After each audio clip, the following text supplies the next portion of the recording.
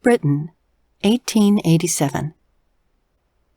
Wet clumps of leaves scattered like meandering slugs along the sidewalk. Spring was months away, yet Henry already wished for its beginning, as if your hopes have any impact on the weather. The crowd around him took little notice of him, but he wasn't looking for any one person. Near the corner, he spied a friendly face. Acton Wren, a man he'd known from childhood.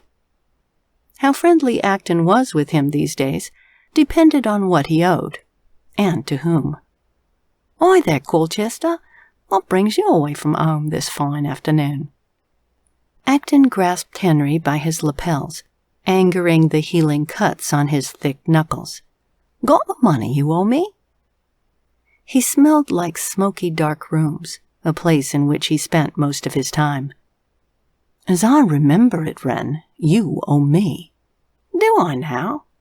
"£20, was it? Truth of the matter is, don't you owe me more?" For so he did. "I don't recall any such agreement." "Let me see." Henry made a show of looking around. "We can ask that constable to sort it out." His vice-like grip loosened. He smoothed down Henry's lapel.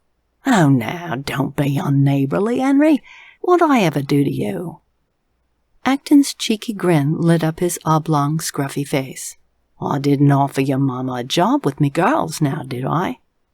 "I don't want to beat a friend to death, so I'll pretend I didn't hear that." Acton nodded down the street, and they resumed their course. He was slim, with dark eyes and unruly light brown hair. "So, what are you doing out here? Say, didn't your family have a visitor to greet?" "We do." "And? The fellow might not be a gambler, mightn't he?"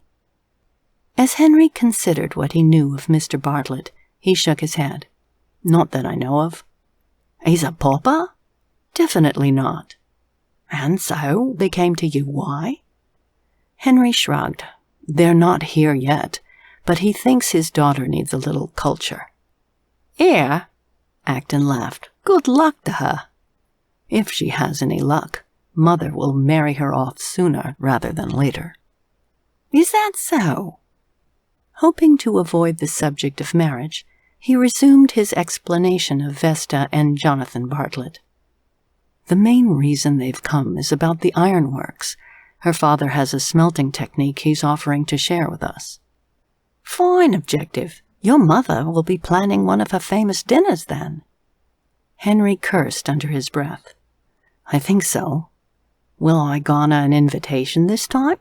Acton asked, tipping his hat to a passing young lady and her chaperone. Henry opened his mouth, closed it. "Don't answer that," Acton said. "I know what you might say." "If I could persuade her, I would." Acton slapped his shoulder. "Aye, and the Lord will return first." "So, you came out to escape the fuss?" "I can't say I blame you." "Had to, else I was bound to thrash Percy." "You need a drink, I see." Acton nodded to a sign over a door. "The Mewling Cat Tavern." "Not at the moment. I think the anger is subsiding. I believe the fresh air is doing me well." "Are you certain?" A hand went to his pocket. He'd left in such a rush. Did he bring enough for a stop at the tavern? His friend pressed a little more. "Rosemary is singing tonight." "Rosemary?" Henry pursed his lips, thinking of the beautiful brunette singer. "It's almost free to listen and look." "Ah, I see you can be persuaded to stay with friends." Acton grinned at him and opened the tavern door. "Good. I have a proposition for you.